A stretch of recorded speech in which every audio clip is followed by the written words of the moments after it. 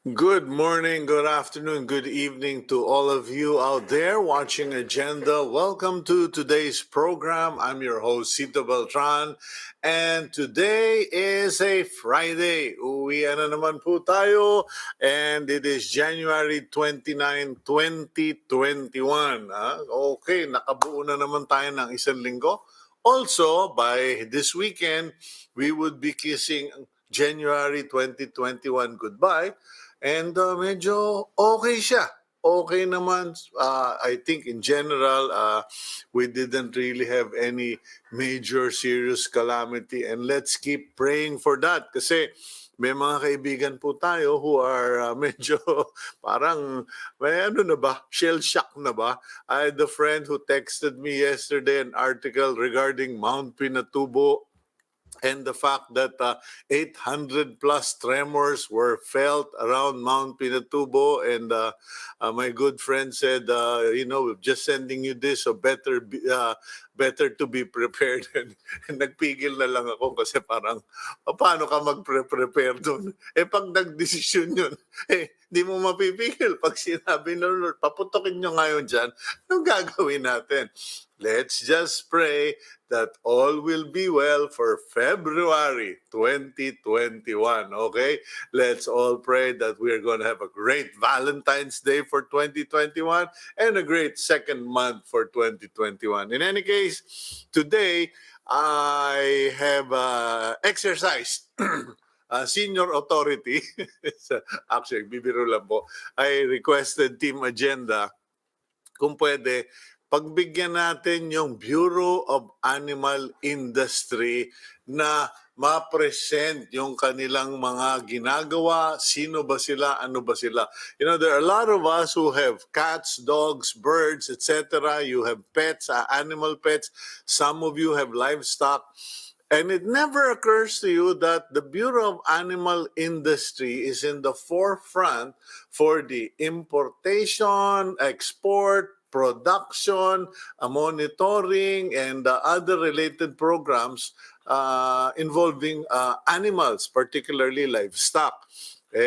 Kung mag-i-import po kayo ng panabong, dadaan kayo sa BAI, Bureau of Animal Industry. Kung mag-i-import kayo ng aso, dadaan kayo dyan. Kung nagbebenta kayo, kailangan may permiso kayo sa Bureau of Animal Industry din. In any case, we've decided that today, we will bring in the Bureau of Animal Industry OIC-Director, and we will speak with him kasi it was no less than Secretary William Dar who said, decidido na, nasa mid lang po, decidido na ang Department of Agriculture to declare war on ASF at a higher level. And so what he did was he brought in a doctor of veterinary medicine, someone who will lead the battle. So we will be speaking with Dr. Reildrin Morales, Reildrin Morales, Incoming OIC-Director, Bureau of Animal Industry, para liwanagin. And then later in the program, okay, para naman dun sa mga nag-text sa akin, nag-messenger sa akin, at nagpo-post na sa Facebook, because it seems that this postings or this news, if you want to call it news, broke out yesterday. The North Luzon Expressway company apparently has started arresting drivers who do not wear their masks or who are driving with multiple passengers or with passenger na hindi nakamask. And meron pang dalawang retired general pinadala sa akin kahapon at sabi, Cito, can you please check this? Kasi parang dami nang ang problema, bakit may ganito pa? Apparently, I have to stay in the middle of this because on one side, ako po, pag bumabiyahe ako ng hindi ko sasakyan or nakikisakay lang ako, ang ginagawa ko, sinasabihan ko na lang yung may-ari ng sasakyan, okay lang, magmas tayo, tapos pwede buksan natin bintana kahit may aircon. Because I've been told that this is the best way to, it's insurance against COVID in case one of the passengers carries the germ. But on the other hand, syempre naman yung mga motorist, hello, pamilya ko yung passengers ko eh. Bakit yung nakamotor pag misis pwede? So, ganun po yung argument. So, we will speak with Attorney Romulo Quimbo, Chief Communications Officer, Metro Pacific Tollways Corporation. Paano ba yan? Kasi ayaw din naman natin na mangyari sa NLEX, nakukuha na naman sila ng batong ipapalo sa ulo nila. Parang kumbaga sabi ng iba, let the local officials, police, whatever, handle that sort of a problem. Pero yung inside the tollway, wag na raw perwisyohin yung mga nagbabayad na nga, mamumultahan pa. In any case, let's carry on with the program. It's 8:06. Kinakamusta po natin yung ating mga kaibigan, lalo na si Colonel Cathy Katigbak. Nag-text, pinapanood daw tayo lagi. And we will carry on. Let's take a look at the front page of the Philippine Star. The Philippine economy took a hit, shrinking by a record 9.5% in 2020. The gross domestic product or GDP decline was the sharpest since GDP data began in 1946. Malacanang attributes it as a result of the pandemic. Ayan nga po yung sinasabi nila na walang bumibili, walang lumalabas, walang makapagtrabaho. Ayan, almost 10% ang niliit ng ating gross domestic product o ekonomiya. Okay, the Food and Drug Administration or FDA grants AstraZeneca an emergency use authorization. AstraZeneca is the second vaccine manufacturer to secure an EUA or emergency use authorization from the FDA next to Pfizer, which acquired its EUA 2 weeks ago. So at least dalawang kumpanya na ang pinapayagang magdala ng kanilang vaccine sa Pilipinas for emergency use authorization. Hindi po yan ibig sabihin na pag binigyan na ng EUA, pwede rin kayong magpasok, magpuslit, at tapos ipagbili ninyo sa merkado o sa mga kakilala nyo. Dahil, because the National Bureau of Investigation or NBI has joined the Bureau of Customs to go after smugglers of COVID-19 vaccines. Remember that some of these smuggled vaccines were the ones used by the Presidential Security Group or PSG. So, yan po, mukhang hindi na sabi-sabi. It is no longer just a rumor if the NBI and the Bureau of Customs are forming a team to track down these smugglers and illegal vendors of vaccines, particularly from China. Okay, so mag-ingat po kayo. In the same breath, another thing to be careful of. The Health Department issues a warning against gout and anti-inflammatory drug colchicine in treating COVID-19. DOH says there is no sufficient evidence yet on the efficacy of the drug against COVID. Okay. Ito po personal experience po, knowledge po ito, no? Kumbaga kasi many years ago, well, hindi naman many, siguro mga 5 years ago, I had problems with gout. So, itong colchicine na ito, okay, ito po ay kumbaga emergency use medication. Pag magang-maga na po, manas na yung inyong akala nyo rayuma ay gout pala, okay? Nangyayari po kasi gout creates crystals in the nerve endings due to high levels of uric acid. Those crystals start piercing your nerve endings and ang nangyayari ay mamamaga at sobrang sakit. Colchicine is taken to basically reduce the inflammation. Ano na po, no, sa ito lang, no, ang nangyayari, you can only take it when there is a severe or acute case, and you can only drink it for 3 days. Alam nyo kung bakit? Kasi yung mismo ng manufacturer nagsasabi, baka tamaan yung atay nyo o yung bato nyo. Kanya, ayan po, tapos iinumin nyo for COVID. Ay siya, bahala ka diha. Okay. Sandali. Okay. Sige, tatapusin ko na ito dahil dumating na raw po yung una nating guest. Defense Secretary Delphine Lorenzana has sacked the head of the intelligence of the armed forces. This after AFP released a list that wrongfully identified University of the Philippines alumni as members of the New People's Army.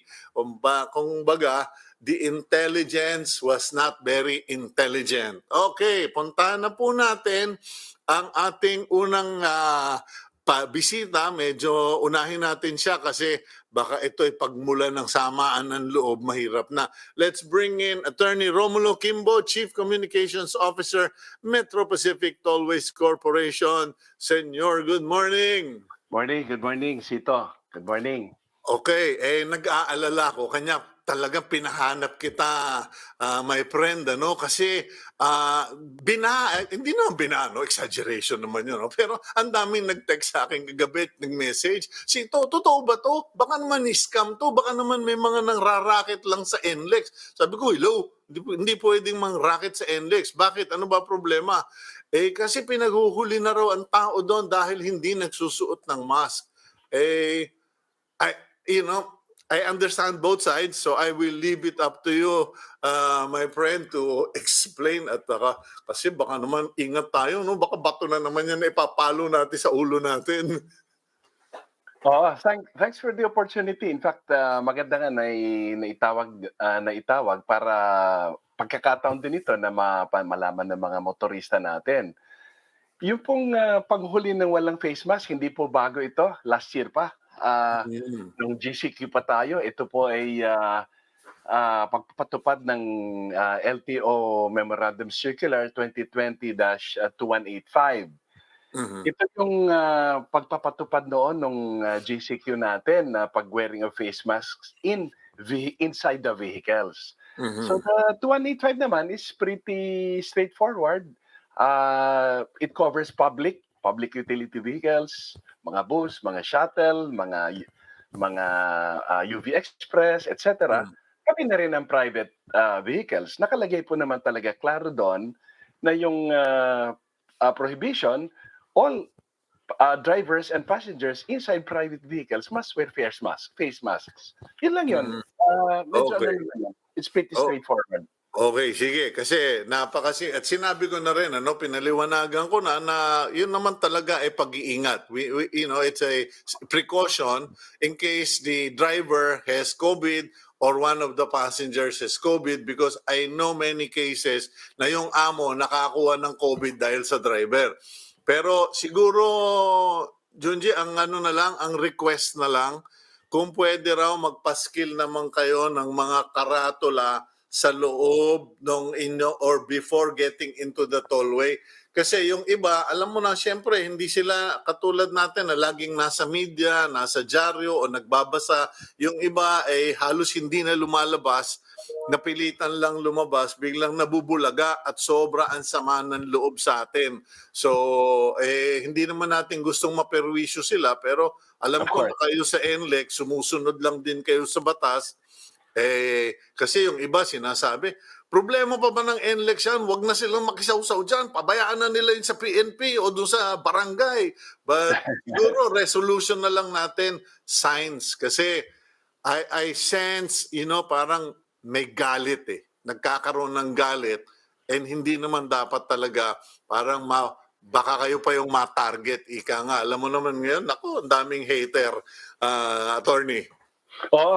Salamat sa suggestion. Gagawa po tayo ng pag-ibayuhin po natin yung communication plan, ng ating communication campaign, nagsaganon yung mga kababayan natin, lalo na yung mga motorista, entering the expressways. Lahat po ng expressways naman ito, hindi lang naman ito sa North, no? Na sundin lang naman yung patakaran ng LTO. Hindi naman ho problema yon. Yung LTO din po, nagsangguni po tayo na sila rin po magkaroon din po ng intensified communication campaign para yung mga motorista din ma-remind na nasa COVID pa tayo at yung pang-transmission ng COVID, it's really a health protocol na sinusunod natin. Totoo pong wala naman itong kinalaman sa traffic itself, no? But safety naman, alam naman po natin ng safety encompasses not only safety in driving but also safety syempre ng well-being ng mga drivers and passengers. Yun lang naman yung message natin dito. Okay, pakiliwanag nga lang daw ulit, pag driver lang, ako lang, kailangan ko bang mag-mask? Hindi. Okay. It says drivers and passengers po. Kung ako at misis ko, kailangan pareho kaming nakamask o siya lang ang nakamask, ako pwedeng wala? Neutral po sa relationship, Cito, but it just says drivers and passengers. So, it doesn't really matter kung anong relationship ng mga tao inside the car. So, kung driver lang, pwedeng hindi mag-mask. Pero basta may pasahero na, dapat lahat na sila nakamask. Kasi, paano naman kung driver lang at sinita pa at tinikitan, saan ba kami pwede magtagpo nung mantitiket sa akin ng masapok?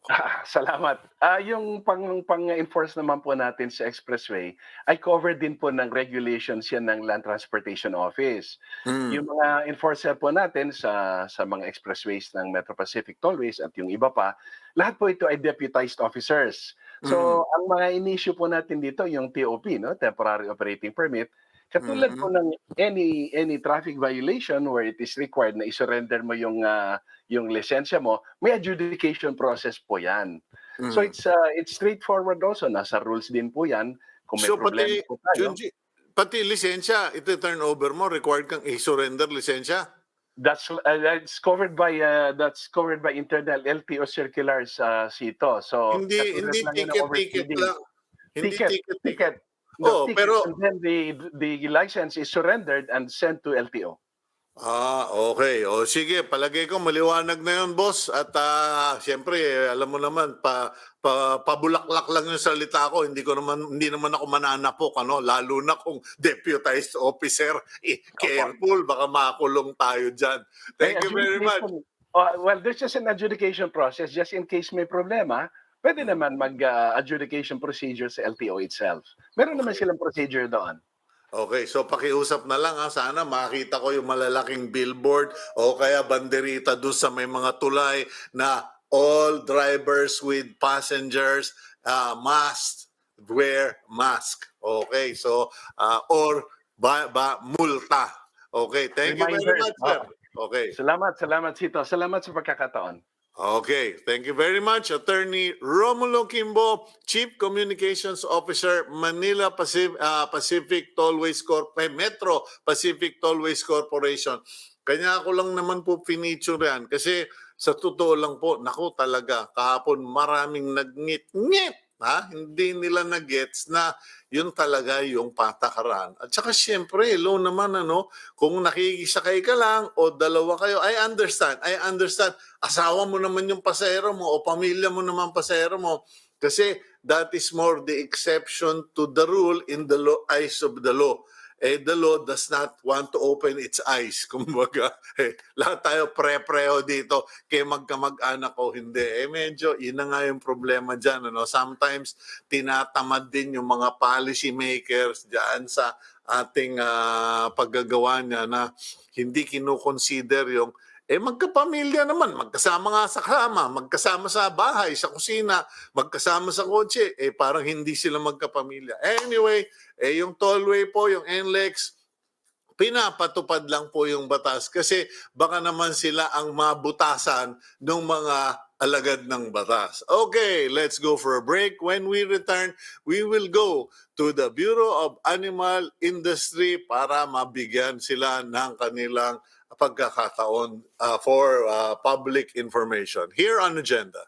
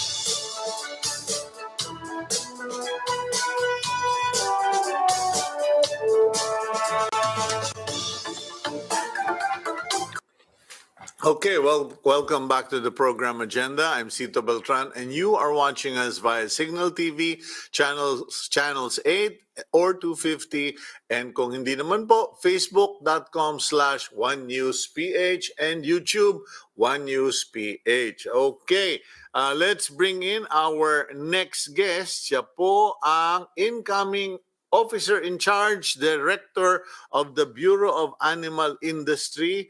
He's also Executive Director of the Department of Agriculture's National Meat Inspection Service. He specializes in the area of disease control programs. Dr. Reildrin Morales. Doc, good morning. Sir, magandang umaga po sa inyo at sa mga taga-subaybay ng inyong programa. Okay, kanina, Doc, kinuwento ko na, I already mentioned, na yung Bureau of Animal Industry, parang nasaasan tabi lang ng marami. Ay, ano ba yan, yung BAI na yan? Parang functionary lang ang treatment, pero hindi alam ng marami na lahat ng pumapasok o lalabas na hayop dito sa Pilipinas, pati na yung sinasabi mo pala, yung sa karne, baka, baboy na kinakatay at binibenta sa merkado, binabantayan din or sakop din ng Bureau of Animal Industry. So, just so that the people know what is your coverage or authority, Doc? Actually, yun pong batas na create ng Bureau of Animal Industry, Act 3639, that was drafted or passed in January 1, 1930. 1930, sir, 1930. Okay. Ganun Yes, sir. pala kalubayan. Very general po ang mandate ng BAI. The mandate is to investigate, study and report the cause of dangerous communicable diseases and the means of prevention, and in general, promote the development of the livestock industries. So ngayon, out of this Act 3639, marami na po mga succeeding batas na lumabas, kagaya po yung Feeds Act, yun po, yung pati po yung paggawa ng feeds. Yan po ay mandato pa rin po ng Bureau of Animal Industry, yung pag-check ng mga animal feeds na binibigay sa ating mga alagang hayop. And then, lumabas na rin po yung batas para dun sa veterinary drugs, yung paggamit ng mga gamot. So, andyan na rin po yung mga different guidelines with regards to animal movement management. Andyan na po yung quarantine, yung certification. So, in general terms, ang Bureau of Animal Industry po, lahat ng anything that has something to do with livestock, with poultry, with animals, ay andyan po, at ang pinakahuli nga po itong Animal Welfare Act, no? So, kasama na rin po yan. So, basta po buhay na hayop, sir, ay mandato po ng Bureau of Animal Industry. So, in one or more terms, meron pong guidelines na related dito sa mga pag-aalaga ng hayop na lahat po ito ay sakop ng Bureau of Animal Industry. Okay, ang Kada naman po katanong, nakatayan, sir, yes, pagkakatayin po, ito naman po ay pupunta na sa National Meat Inspection Service. nasako pa rin ng BAE. Hindi po. Isa po itong bagong created na opisina. It was created in 1972 po. And then yung pinakabatang batas po nito ay nung early 2000 lamang. So pagka bubuhay sa BAI, pagka naging gakarnihin na, ito po naman yung sa NMIS. Dito na po papasok yung meat safety, ano po, yung inspection. At pagka po sir nilagyan na natin to ng asin, kahit asin lamang, no, because of the Food Safety Act of 2013, ito naman po ay under na sa jurisdiction ng FDA.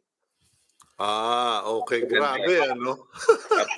Naasinan lang ng konti, biglang hindi nyo nasakop, ano?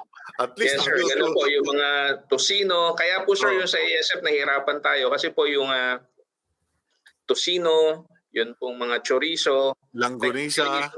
longganisa, technically po ito ay hindi na under sa purview ng Bureau of Animal Industry. Kaya po hindi ganun kabilis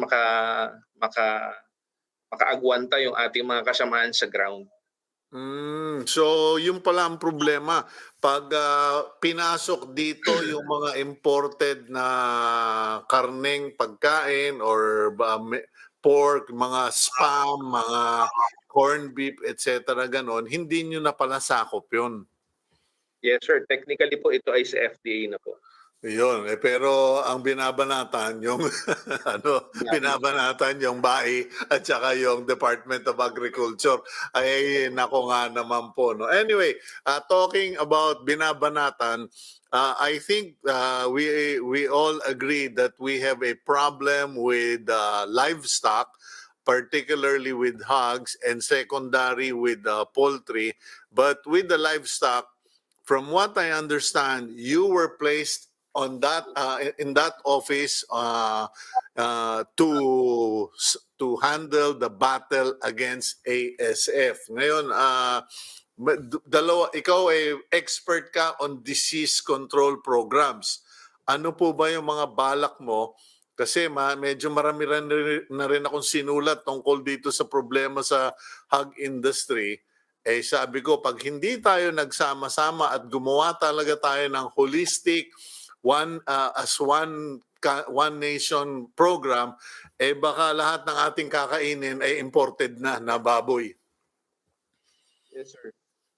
Sir, yung pong disease control program, masasabi po natin na sa pangkalahatan, meron po mga elemento ito na masasabi natin kumbaga given na, no? Andyan yung disease monitoring and surveillance, andyan po yung movement management of the affected commodity.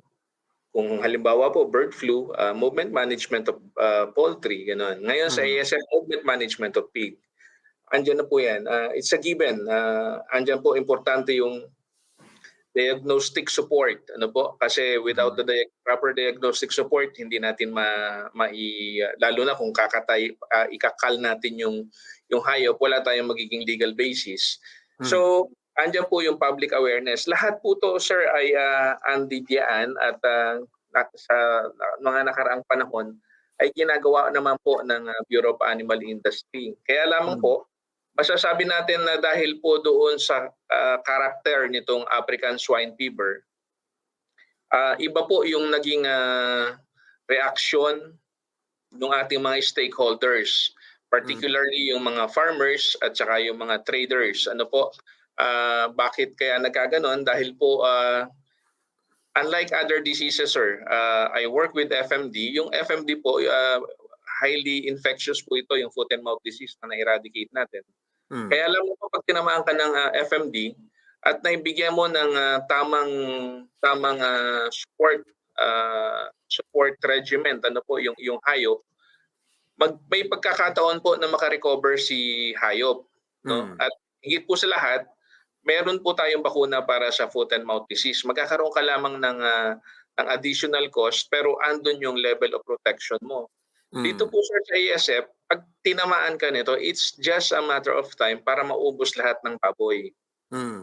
So with that po siguro, ito po yung naging driver, no po.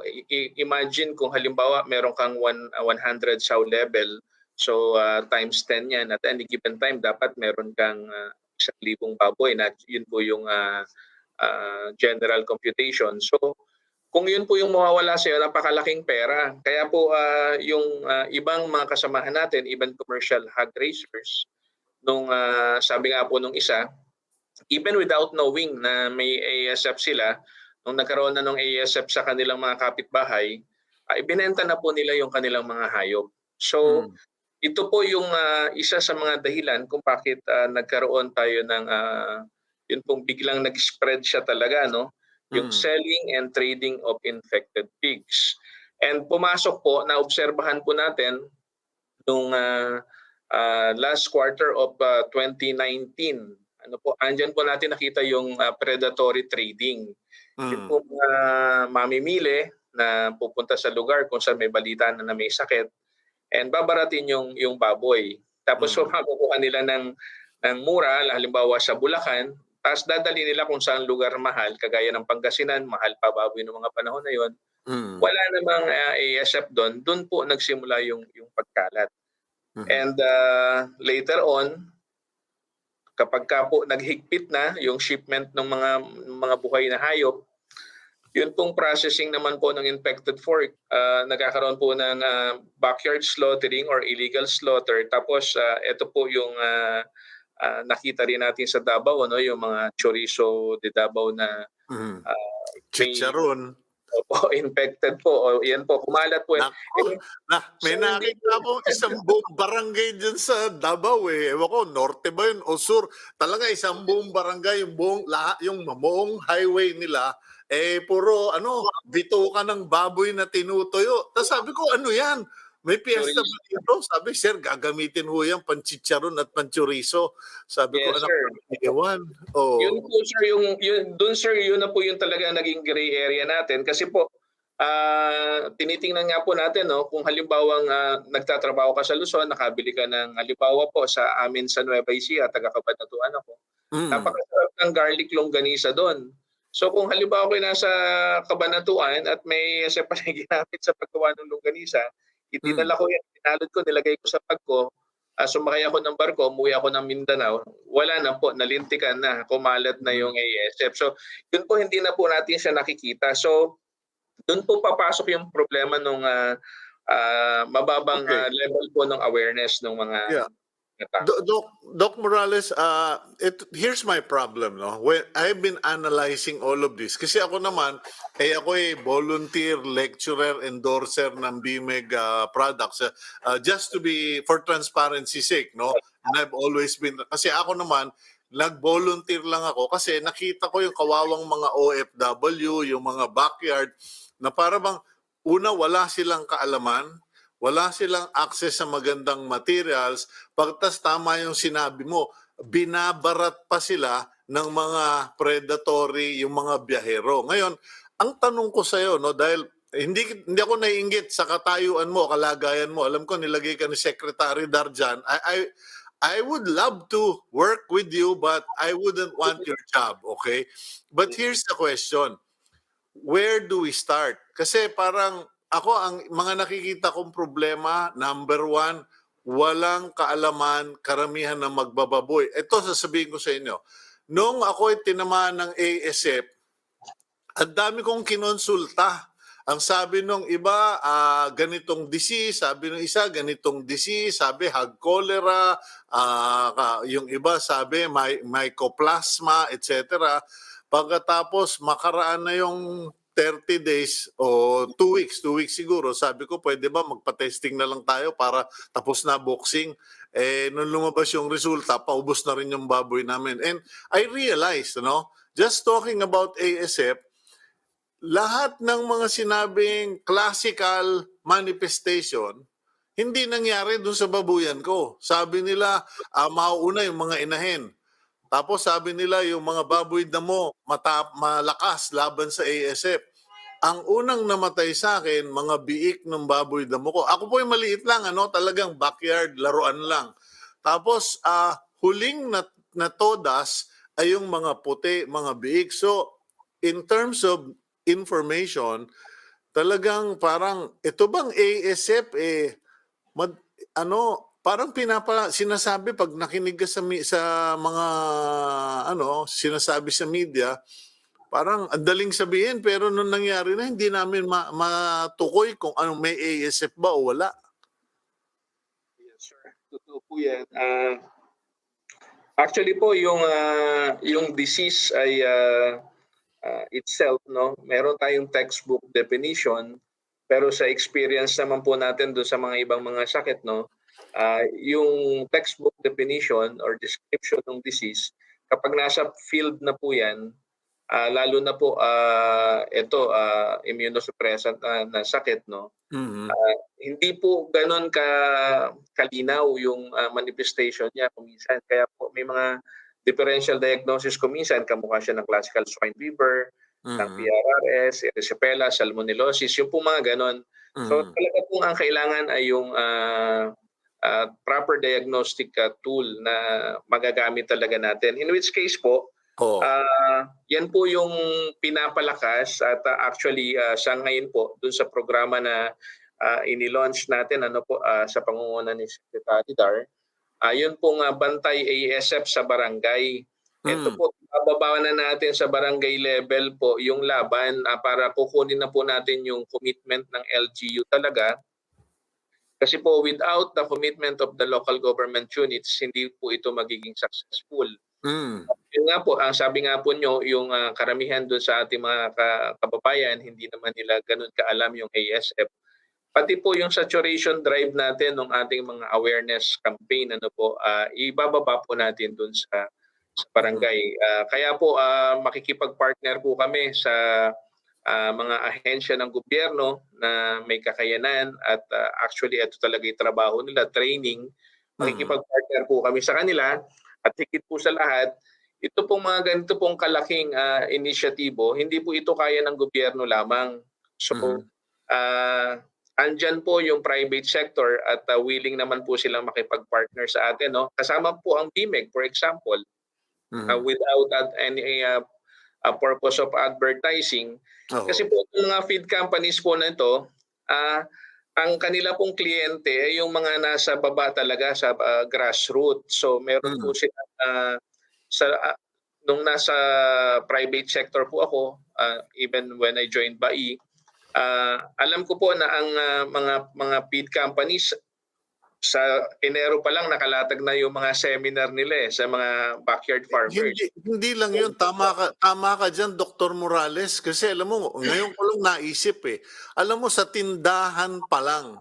Kasi Opo. yung magbababoy kahit isang piraso lang ang baboy niya, pupunta doon sa tindahan. Yes, sir. Kung doon pa lang sa tindahan, meron na tayong pinamimigay na mga guidelines na kung may baboy kayo, magparehistro kayo. Ito yung mga pakinabang pag nagrehistro kayo. Kung may sakit, ito ang tawagan yung number. Kasi merong hindi pagkakaintindihan nung may nagtanong malay ko bang dapat pala tatawag ako doon sa barangay o doon sa City Hall? Hindi namin alam na meron palang ganyan dyan sa aming City Hall tsaka wala namang number sa amin. Sabi ko, teka po, wag ko kayo magalit. Ganon, no? Anyway, Dr. Morales, magbe-break lang tayo for a commercial. Babalikan kita dahil napakaganda ng ating huntahan. We'll be right back here on Agenda.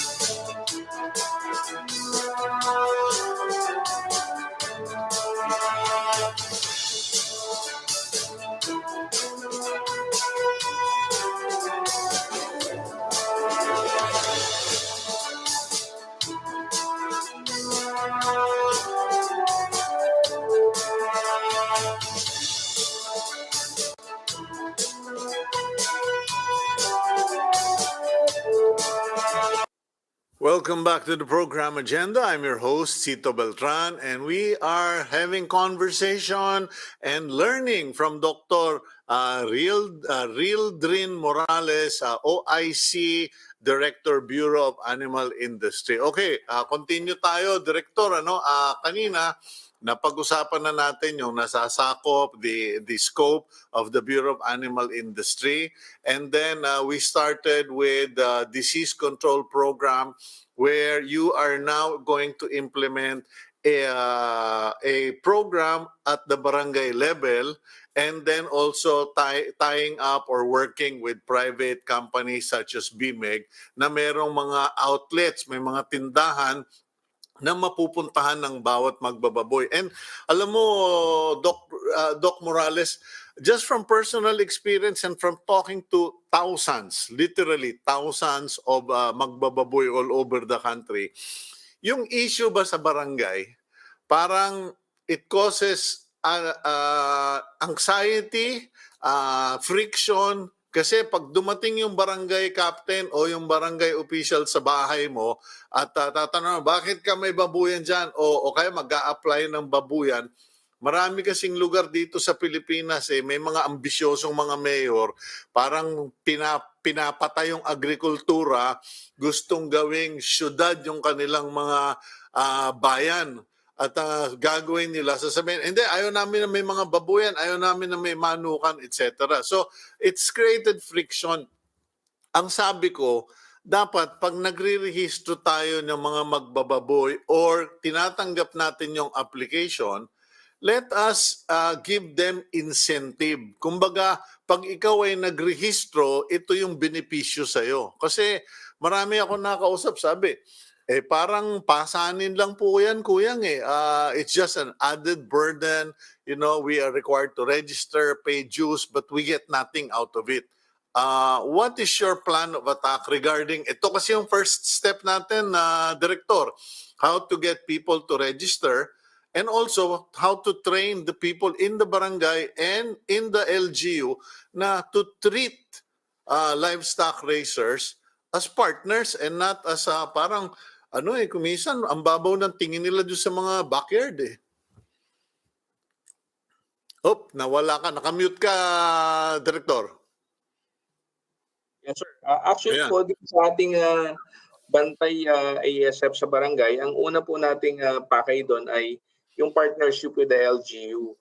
Yun nga po, to bring them along with this program and actually request them to show commitment by means of initially designating right people para doon sa programa and committing some resources.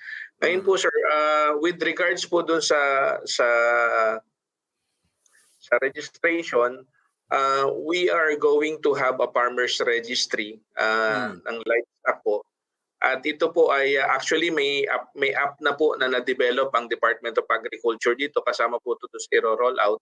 Ang kagandahan po dito, as part of come on para magkaroon tayo ng buy-in dito, yung pong mga farmers natin, particularly kung backyard po, pagka ikaw ay nasa registry, automatic po ay magkakaroon kayo ng insurance do sa PCIC natin, yung sa insurance system po ng government. Ngayon po, open din po itong insurance na to for commercial farms. Do iba po yung treatment, hindi katulad nung sa backyard. May kakarampatang babayaran po yung commercial farm, but this will be optional for them. Ganun po yung ating gagawain. At ngayon nga po, kahapon lamang po binanggit ni Secretary Dar na na-approvean po ng board ng Land Bank kung saan siya ay nakaupo as one of the directors.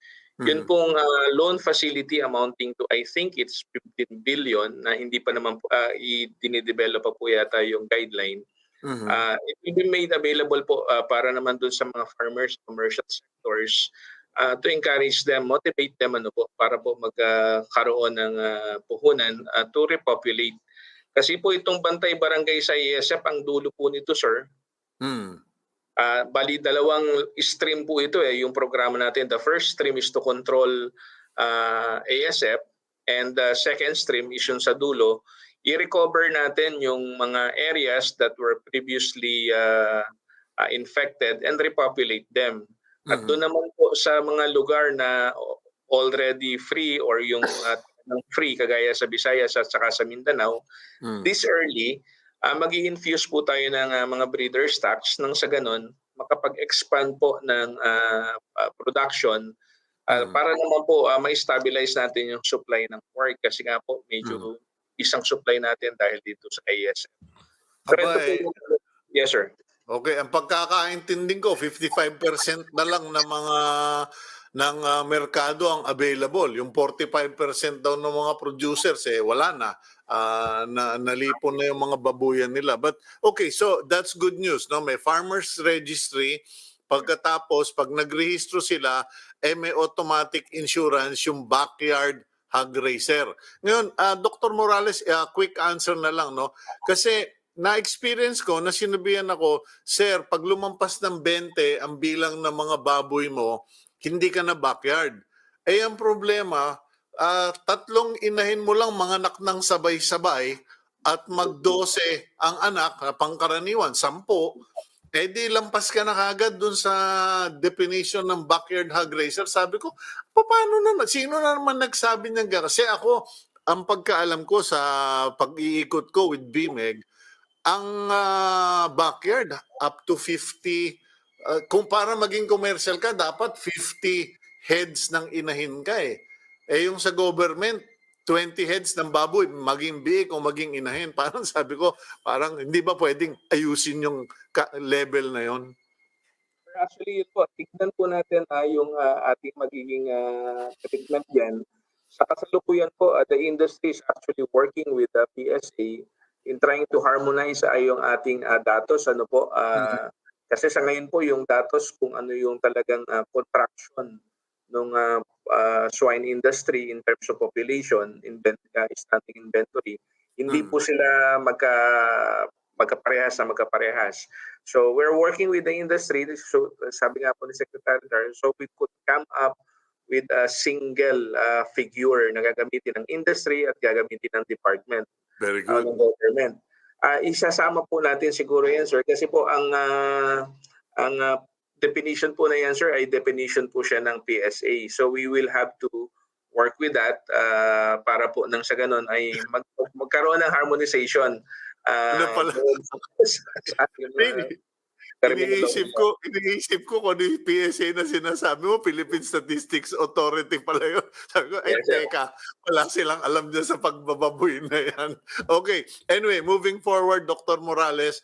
So makakarehistro sa barangay, kakausapin niyo yung mga mayor, magde-designate sila ng mga tao, magkakaroon ng insurance.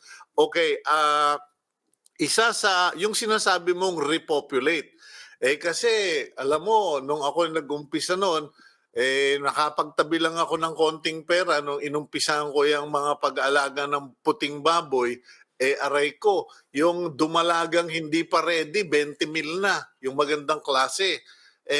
Ngayon siguro baka 30 mil na, 30,000 na siguro tumatakbo yung magandang material.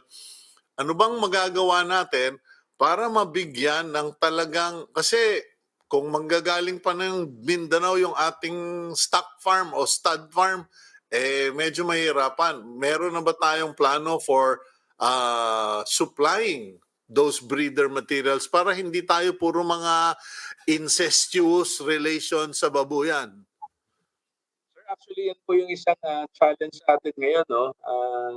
Alam naman po natin, nung nagkaroon ng ASF ang mga breeder farms, nag-control din po sila ng production. So, isa po sa bumaba sa atin ay yung ating breeder base. So, kaya nga po nakikipag-usap po ang Department of Agriculture dun po sa ating mga kasamahan sa industriya, lalo na po sa commercial sector. Yun po mga farms na nagpo-produce ng mga breeders para nang sa ganon ay mapuna natin o ma-address natin itong problemang to. The other day po, Hindi ba kausap po. pwede, sorry Dr. Morales, no? Hindi po ba pwede na yung probinsya ang mag-set up ng mga ganyan on their own with the assistance of the Department of Agriculture? Kasi parang siyempre, kasi ang gobyerno, may pera ang government eh. May insurance system yung government. Yung commercial, magtatayo ako ng breeder farm. Pero kung wala namang bibili, tapos wala akong tax incentive o wala akong subsidy, I'm risking everything just so I can help government. Why not make government help itself? And I'm not being critical, Doc Morales. Parang iniisip ko lang, kung lahat ng probinsya may breeder farm, baka gumanda, mabilis makabangon yung ating bansa dito sa shortage sa baboy. Actually, sir, parang similar na po yung nakalatag na programa ng National Livestock Program. Nagbigay na po ng pera ang National Livestock Program sa mahigit 10 na po na mga state universities na may facilities po na po pwedeng kung saan po pwedeng magkaroon sila ng multiplier breeder operation. So nagbigay po ng pera na ang National Livestock Program sa ilang mga universities po dito sa Luzon, sa Visayas at maging sa Mindanao. Hindi ko lang po kabisado yung listahan. Pero ang direction po nito ay kagaya po ng sinasabi ninyo. So yung ipoproduce po nito mga multiplier breeder farms na to ay ilalabas nila as part of their extension work doon sa communities na malapit sa kanila. Yun po yung naka-target. Alam mo kung bakit ko sinabi yan, Doc Morales, na dapat yung provincial government na. Kasi alam mo, pogi points yun eh. Ang mga politiko, gustong-gusto nila namimigay sila ng baboy eh. Parang sikat sila, di ba? Hindi ko naman nila lahat. Pero kahit sinong mamigay ng baboy, mahal mo eh, di ba? So baka pwede yun. Now, moving forward, Doc Morales, alam mo, nung ako, itong ginagawa kong trabaho sa BIMEG, saling pusa ako, tinuturo ko lahat ng katangahan ko at lahat ng kamalian ko sa pagbababoy para hindi na ulitin ng mga mag-uumpisa pa lang. Ngayon, I realized because I enrolled in the International Training Center for Pig Husbandry dyan sa Lipa, no? Tinaguyod pala yun ng Dutch government at saka ng DA. Napakagandang pasilidad. Tuturuan ka in 10 days paano magbababoy, yung elementary ng pagbababoy, and then they provide artificial insemination, etc., etc. Sabi ko, bakit hindi ito palaganapin sa buong Pilipinas? Why not build this school or this institution, copy it all over the country? Kasi kami sa BIMEG, kami naman, may tinatawag kaming piyestahan. Ang problema, susugod kami sa isang bayan, 2 araw, talagang ipunin mo, 1,000, magtuturo ka, ang hirap magturo, sir, ng 1,500 to 2,000, and you only have 1 day for pigs, no? Yung other day is for sabong. Kaya sabi ko, we need to put up regular mini schools ba, Dr. Morales? So sige po, that's a point well taken po, sir. Magandang idea po 'yan. Lalo na po kung may sabi nga ninyo kanina, I took note din yung sa sinabi ninyo na because of this pandemic, marami tayong mga kababayan na OFWs na bumabalik, and they are located all over the country. So kung magkakaroon po tayo ng ganitong programa, mas makakatulong po ito.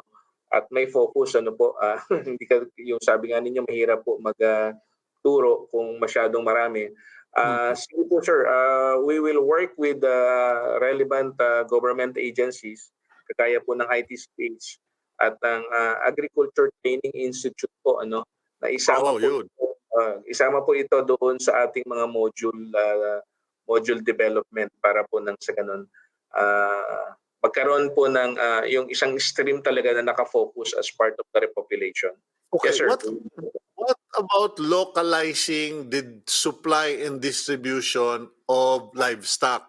Kasi noon ko pa sinasabi yan dapat bara-barangay, hayaan yung mga gustong mag-alaga ng baboy, of course following the rules, no? Following sanitation, etc. mag-alaga ng hayop at mag-set up ng lugar kung saan pwede ibenta. Kasi ito, ako yung maikling panahon ko dyan sa Batangas, doon ko na-discover na para bumili ka ng baka, kambing, baboy, tupa, pupunta ka doon sa may Padre Garcia, no? Sabi ko, bakit kailangan pag gulay pupunta ka doon sa Taguig o sa Baguio, pag livestock sa Padre Garcia o ngayon sa Tanawan. What about localizing? Kasi hindi ba sa Australia, I was told ganun ang sistema eh. Hindi ka pwedeng basta-basta tumawid from one territory to another. Sabi sa akin, ano ka mo, manok, itlog, sito, ang hirap mag-transport dito kasi hanapan ka ng lahat ng dokumento. Sir, sige po. Itignan po natin yung inyong suggestion na yan. Actually, sa ngayon po, no, halimbawa sa Batangas, meron pong inanaugurate na tayo doon na private AAA slaughterhouse. And soon po may isang government funded na AAA slaughterhouse din sa Tanawan. Pagka po ganun yung nangyari, lahat ng baboy ang tinitingnan natin sa Batangas ay doon sa Batangas ang katay pero papunta dito sa Maynila. At may mga bagsakan centers na rin po na ginawa. So, pero ito po mga bagsakan center na to is more on sa gulay eh. So, naka-localize po ito dito sa mga area sa Batangas. Kasi ang iniisip ko, Dr. Morales, parang hindi mo na kailangang ibiyahe at mababawasan natin yung mga biyahero na walang ya, di ba? Kasi dito lang naman ako nakakakita na ibinabiyahe yung baboy tas lahat ng ihi, duminong baboy ay nakakalat sa highway. Ano? So medyo marami pa tayong pag-uusapan, Dr. Morales. Maiksi ang sami oras pero hayaan mo, next we will invite you again kasi I'm sure panawagan sa mga viewers kung nagustuhan niyo po itong pinag-uusapan namin, tawag lang kayo, text kayo para we can invite Dr. Morales at masagot yung mga tanong ninyo. Anyway, any last statement, Dr. Morales? So yun po, una po dun sa ating mga kasamahan sa industriya ng paghahayupan, sama-sama po tayo na harapin yung challenge ng African Swine Fever. Ang nire-request lang po natin dun sa mga lalo na po doon sa mga smallhold farmers at this point, naandyan pa rin po yung threat ng ASF. Let us try to minimize po yung risk o yung mga risko. Ano? So unahin na po natin doon sa wag magpakain ng swill or ng kaning baboy. Sapagkat hindi po tayo nakakasiguro na yung kaning baboy natin ay wala ba itong pinagtirahan ng karning baboy din. Napaka nag-ulam tayo ng sinigang, inilagay natin doon sa kaning baboy at may posibleng may ASF yung baboy. So putulin na po natin, ialis na po natin yung risk ng swine feeding. At kung halimbawa po may nakita kayo na hindi maganda doon sa inyong hayop, ipagbigay alam po ninyo sa inyong pinakamalapit na munisipyo o sa ating MAU at sila po ang makikipag-ugnayan mabilis doon sa ating provincial veterinarian or doon sa BAI. Kasi po, sir, yun pong halimbawa po nagkaroon tayo ng isang kaso ng African Swine Fever at halimbawa abutin itong isang linggo na to na walang maging aksyon doon sa mga hayop na may sakit. Yun pong 5 araw na yun, sir, the potential risk of spread is exponential kasi pagka po yung natakot yung farmer ibenta to, kakalat na naman. Okay, so, na lang, hanggang doon na lang tayo, Dr. Morales, kasi baka magpiyansa ako sa overtime. Thank you very much, Doc. Maraming salamat po sa pagkakataon. Invite you again. Okay, that's Dr. Reildrin Morales, OIC-Director ng Bureau of Animal Industry. I'm Cito Beltran. Thank you for joining us. God bless you. Have a great, wonderful weekend and a wonderful February next week. God bless you.